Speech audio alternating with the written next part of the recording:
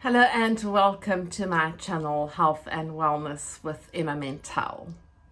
Thank you for watching and for your subscriptions, as well as for your comments.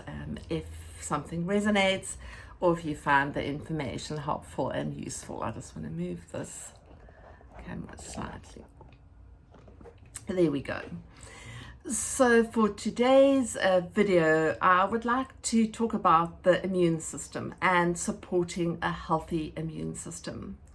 I often get so many questions around immune support. People use phrases such as boosting your immune system, and I think there's so much one can learn from the foundations of immune support. And I hope that you will find the information helpful and informative.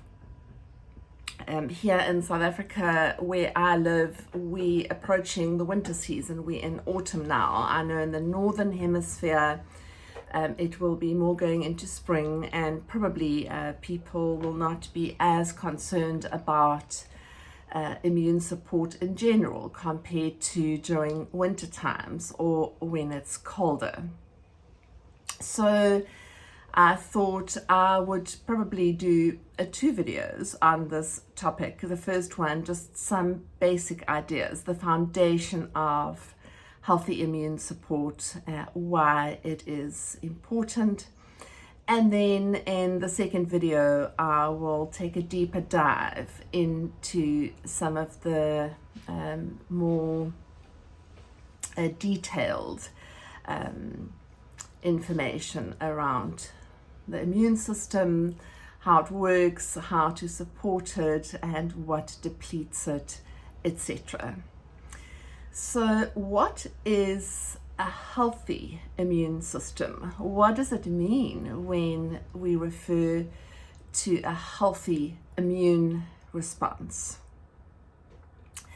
A healthy immune system refers to an immune system that is able to identify or detect potential harmful intruders, such as defective cells in the case of a cancer cell, or foreign agents such as pathogens.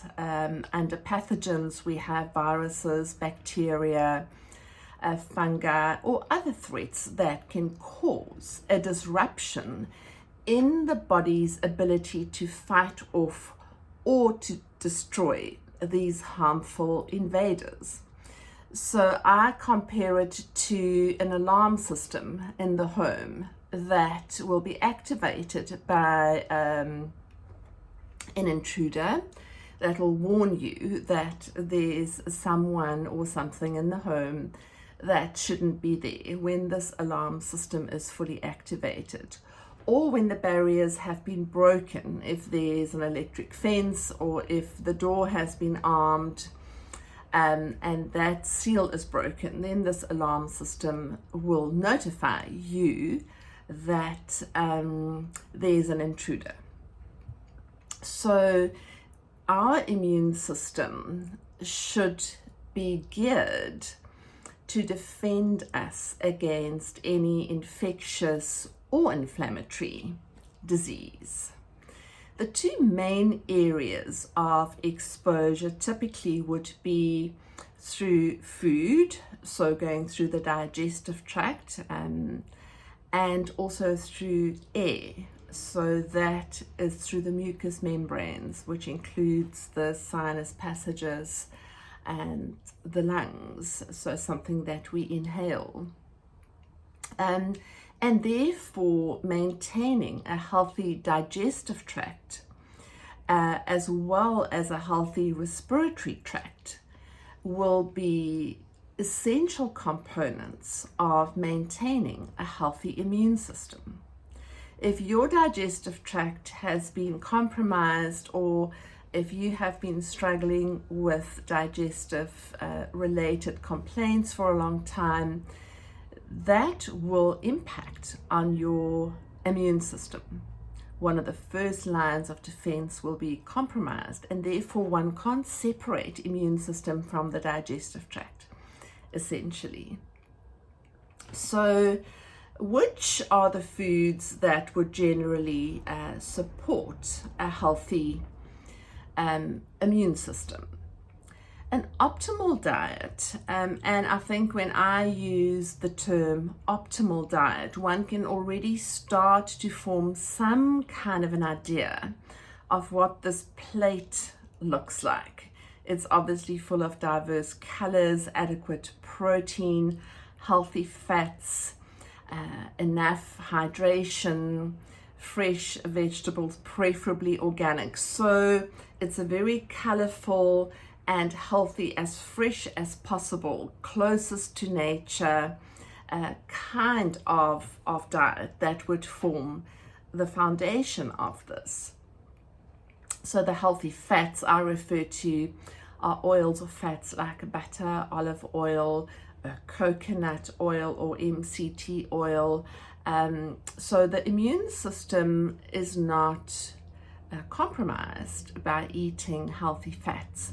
But if your diet contains predominantly hydrogenated fats, processed oils, the canola oil, the soybean oil, the sunflower oil, the fried foods, processed foods, ultra processed foods and packets and in tins, and foods with a lot of preservatives added and a long shelf life, lots of sugar added, that obviously is the opposite of this optimal diet.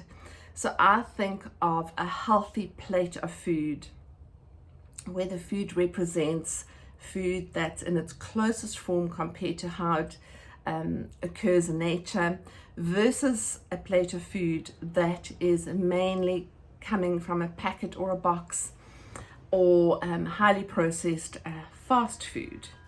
And then there are some beneficial additional foods that are very supportive of a healthy immune system. And I think, for example, about garlic.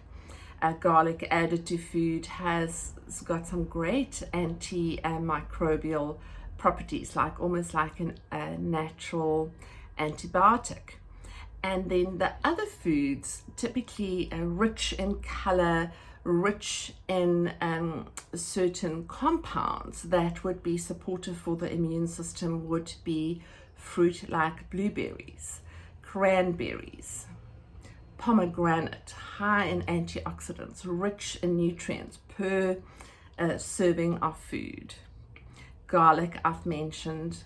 And then there are also some compounds like echinacea, which is from plants, that one can either find in a tincture form, a drop form, or a tablet form. So that's a plant that has very specific immune supportive properties.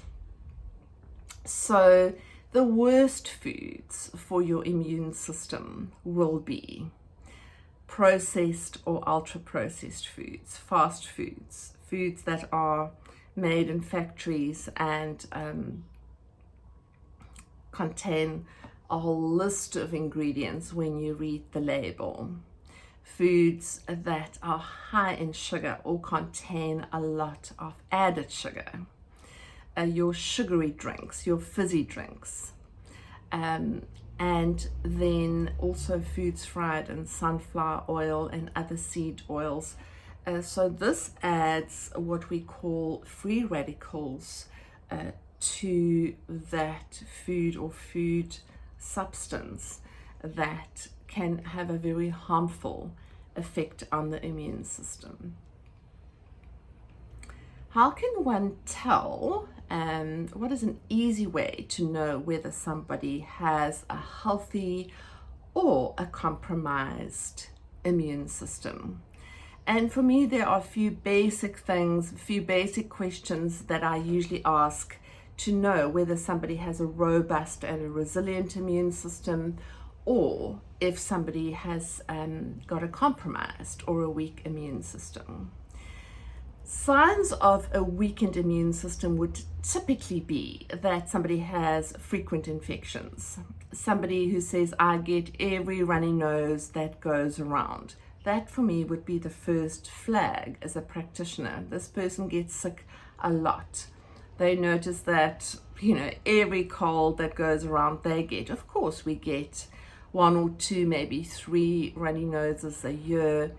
But there are some people who feel that they just get sick all the time. So that is the first sign of a weak or a compromised immune system. And then the next thing we look at, when this person gets sick, do they shift this infection easily, or does it seem to linger and progress into something more serious? So is it a simple cold that's around for a few days and then it goes and it's gone? Or does it sit around for a long time? And then it becomes a sinusitis, and then it becomes a cough. People say to me, or clients say to me, my colds always go to my chest, so I don't just get a cold, it then becomes a cough or a bronchitis or something more serious. Also, a sign of a weakened immune system or compromised immune system would be that somebody feels that an infection doesn't just clear up. It's almost like it lingers and lingers and lingers, and they feel like it never completely goes away. There's always some residual fatigue or a cough that carries on and on and on, a runny nose that or a sinusitis that sits around for quite some time, extended periods. And also somebody who mentions or feels that they would require antibiotics more regularly than other people that they know. Somebody who feels like, I cannot shift anything unless I take a course of antibiotics, and typically would feel that or notice that they take antibiotics often, that they feel over the years they've had to take regular courses of antibiotics, typically because something that was just a simple virus infection then progressed and became something more serious or more chronic, settled in, and then they just couldn't get rid of it. So what are the things that can suppress someone's immune system? I don't like to talk about boosting immune system as much as what I see is mentioned often. I talk about things that support your immune system in a natural or in a supportive way. But what are the factors, if we first just look at factors that would suppress or deplete your immune system? What are the things that will make your immune system weaker?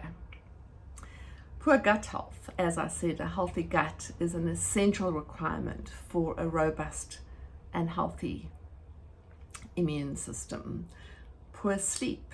If you are somebody who doesn't get good quality, enough adequate sleep, your immune system will be compromised, and you'll also be prone to more inflammation.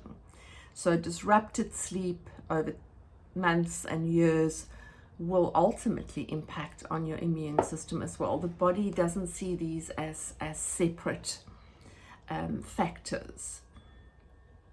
Prolonged stress, which can or doesn't have to go hand in hand with a poor sleep, can increase your requirements for certain nutrients, and if you don't support your body during times of stress, then it can also deplete your immune system.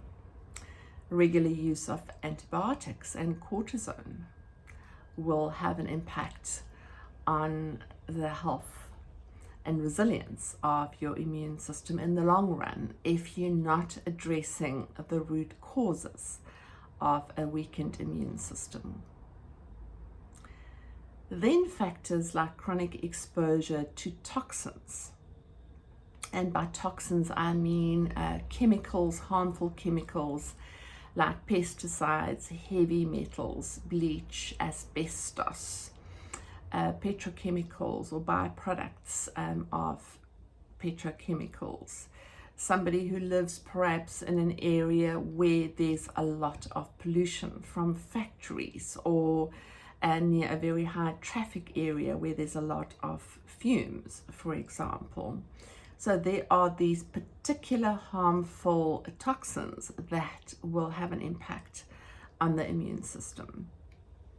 A poor diet and poor lifestyle will definitely deplete your immune system or not help to support a healthy immune system. So eating a lot of sugary food, poor sleep, and not exercising, not getting enough natural sunlight and vitamin D, always working indoors, staying up late, that sort of whole picture of an unhealthy lifestyle.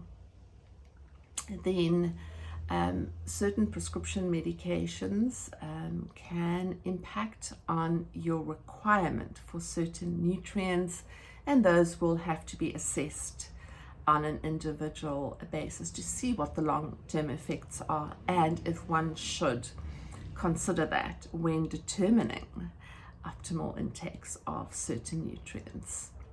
And then, of course, if you are obese and insulin resistant or a type 2 diabetic, your immune system will be compromised because your inflammation will also be higher, and your diet possibly will be poor.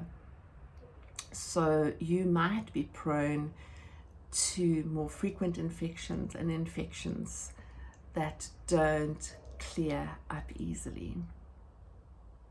So that's it for today's chapter or conversation about the immune system. I hope you find this helpful, and that this will make you curious about what I'll be talking about in my second video about the healthy immune system and how to support your immune system. Thank you so much for watching, and I look forward to updating you on the second part of this soon.